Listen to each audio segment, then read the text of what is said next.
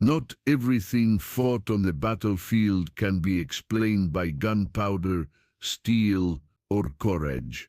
When the cannons fell silent and the city smoldered among the rubble of war, one question remained unanswered: what really happened in the shadows of World War II? Among the erased files, there exists a chapter that survived only in fragments, whispers, and forbidden legends: the paranormal soldiers, trained to fight forces beyond this world, and a chain of occult experiments with immeasurable consequences.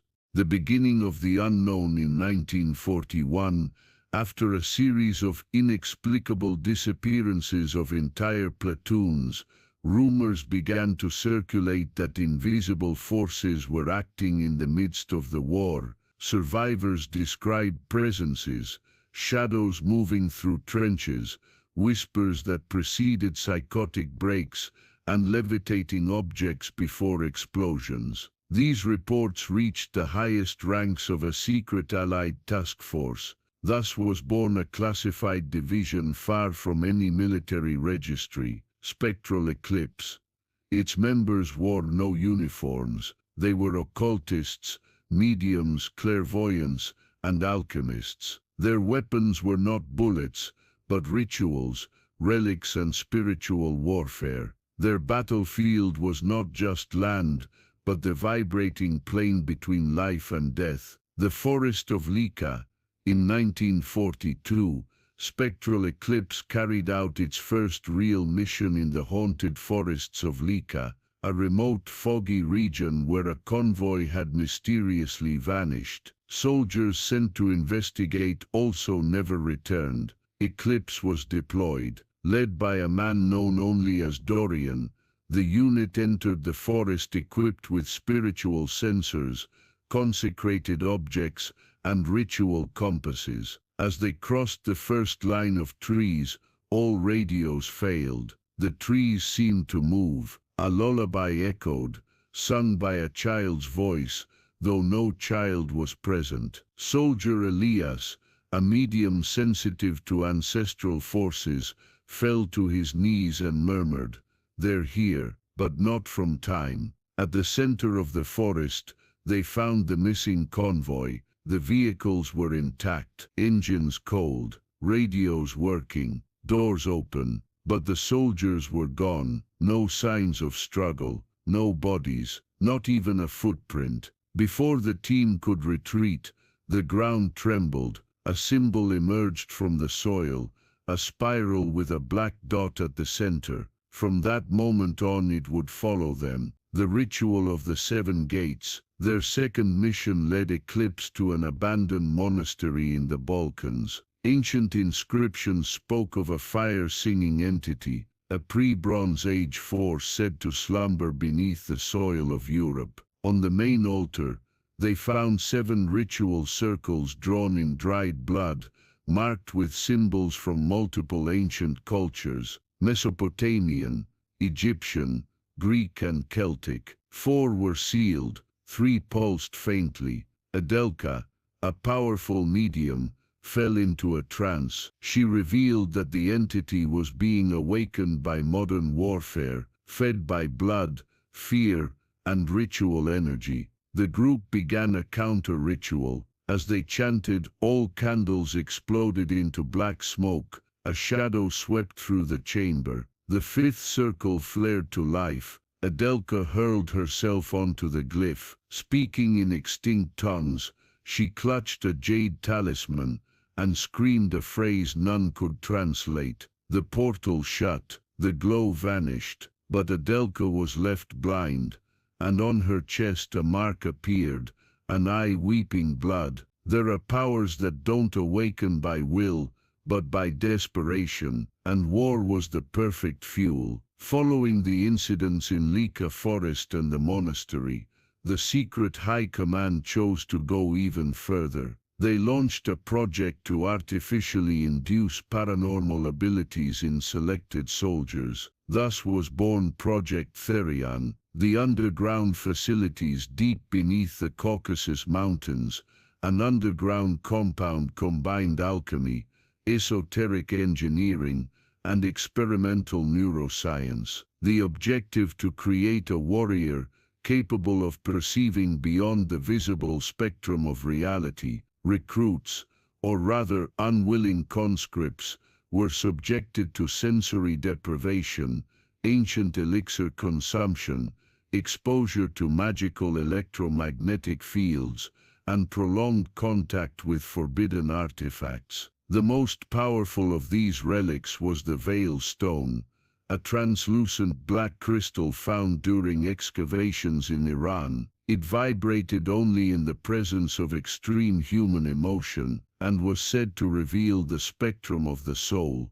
Of the 40 soldiers processed under Therion, only 5 survived with any semblance of consciousness. They were known thereafter as the Silent Ones, for they never spoke again. The Silent Ones, their eyes turned pure white, their skin waxen and cold. They neither slept nor ate. They responded only to spiritual stimuli and pain. Deployed in haunted trenches, cursed fortresses, and villages swallowed by mass hysteria, the Silent Ones would identify disturbances with uncanny precision. When one touched the source, the phenomenon ceased, but each encounter exacted a toll. One by one, the Silent Ones faded, not by dying, but by disappearing from the memories of their team. Only 2 remained, 04 and 09. No one could recall their real names. The awakening of the cave, as the pulse, the same presence felt in Lika, grew stronger. Multiple occult disturbances began to converge on a single location, Galdr Cave, deep in Icelandic tundra. According to ancient Norse maps, this was where gods buried the heart of fear, a vortex of forgotten energy buried before the concept of time. Spectral Eclipse was sent in for their final mission, led by Dorian, now more spirit than man, and accompanied by the last Silent Ones. The group entered the cave on a night with no moon, no wind, and no time. Inside, physics broke, clocks melted, words appeared mid-air, children's voices recited backward prayers, and at the cave's center floated a monolithic drop of black stone, the pulse. It radiated the same presence sensed in Lika, the same force that had stalked their rituals, the same that now watched them. The entity then, the cave froze, all spiritual light snuffed out. The pulse emitted an audible frequency, one that felt like it vibrated from within the bones. The entity manifested, not with form, but with the sensation of being watched from every possible direction, even from inside yourself. Dorian dropped to his knees, his eyes turned jet black. He spoke with 7 voices simultaneously,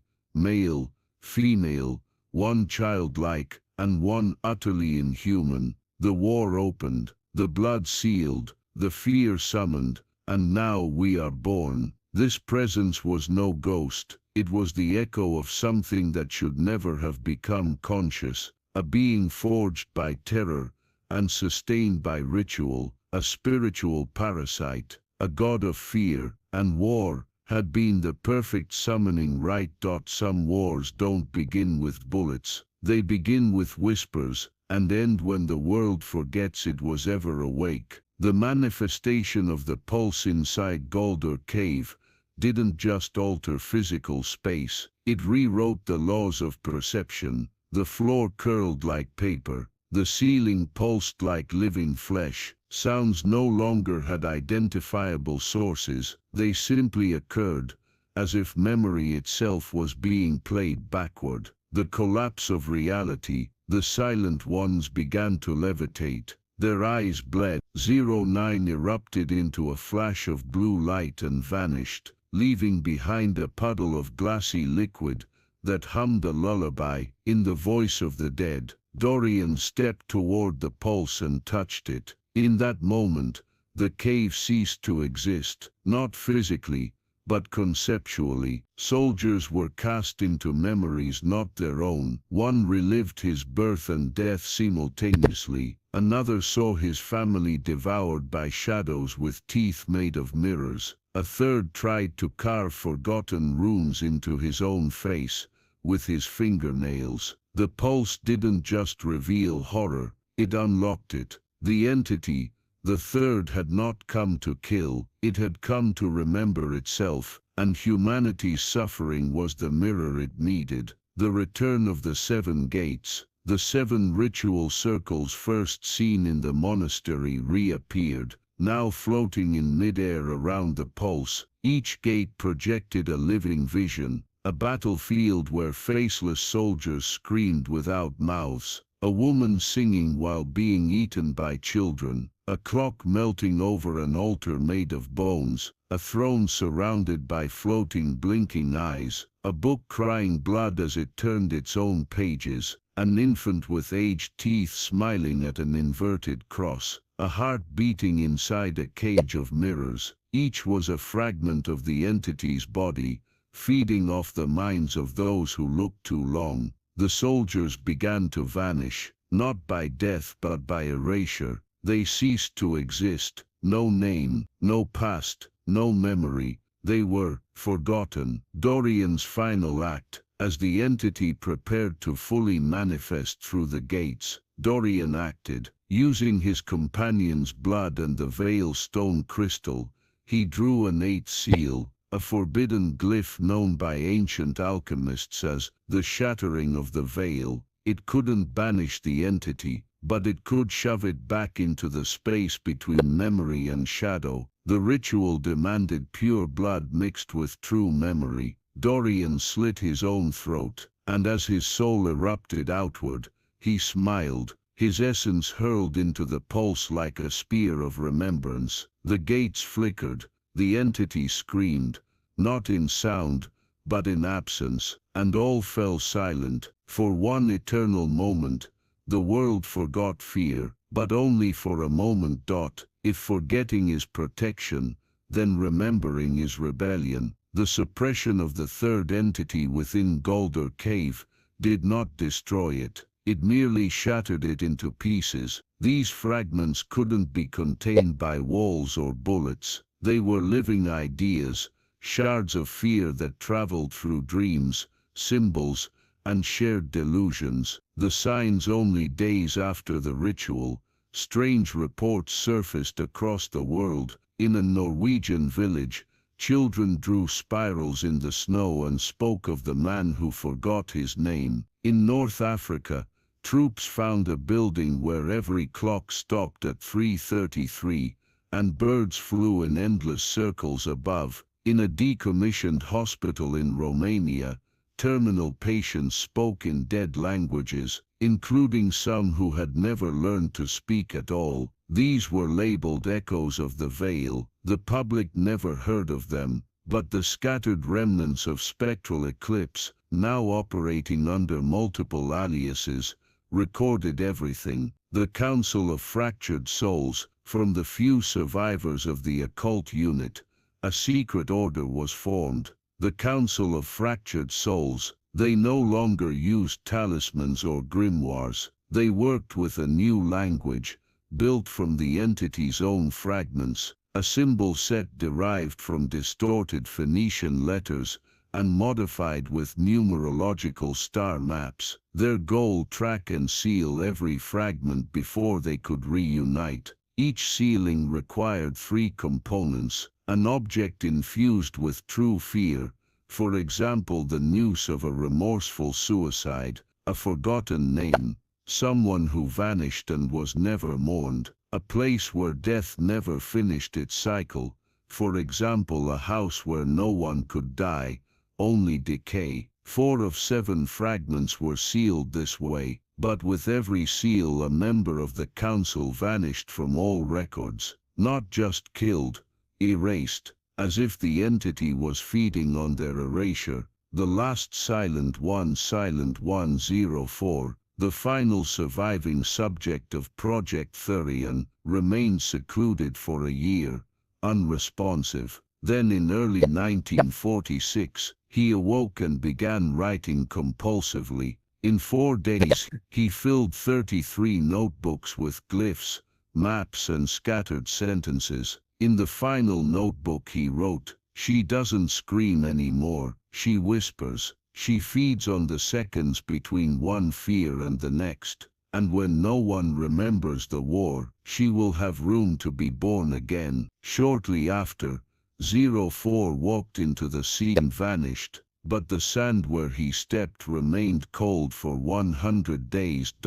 Some horrors don't return screaming, they return whispering from inside. With fragments of the third entity scattered, and the seals weakening, a new threat began to emerge, not in the physical world, but in the minds of the living. The return of the echoes. Veterans of the occult missions began showing the same symptoms: recurring dreams of melting spirals, strange writings appearing on walls, with no recollection of who wrote them, the sensation of being watched from behind one's own thoughts. One former officer fell into a catatonic state after claiming he heard his own voice calling to him from the mirror. Doctors and mediums, examining him, discovered something chilling. He no longer had a shadow. Light passed over him, but nothing reflected behind. It was as if something inside him had quietly left. The mirror of memory.